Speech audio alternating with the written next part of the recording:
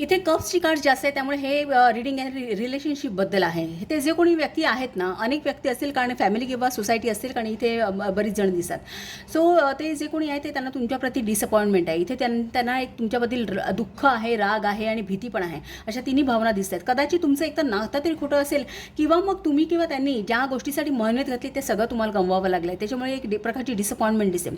May be त्यांनी तुमच्यासाठी बऱ्याच गोष्टी प्लॅन केल्या होत्या, काहीतरी कदाचित तुमच्या सेफ्टी संदर्भात असेल काहीतरी रचल्या होत्या गोष्टी.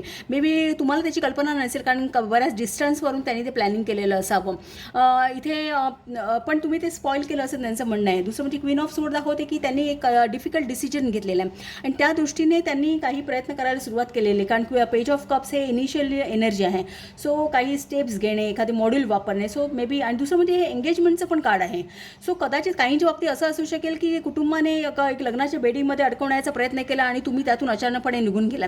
कारण 2 एसेस आहे ना, ही 2 एसेसची एनर्जी कशी दाखवते की एखादी आयडिया आली लगेच मॅनिफेस्ट झाली. 2 एसेस जेव्हा असतात तेव्हा अचानकपणे एखादी गोष्ट घडून जाते.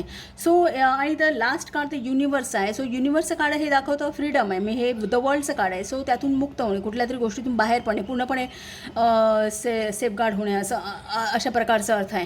सो यामुळे ह्या एका सिच्युएशनमध्ये कदाचित त्यांची तुमच्याबद्दल एक डिसअपॉइंटमेंट आहे असं दिसतंय.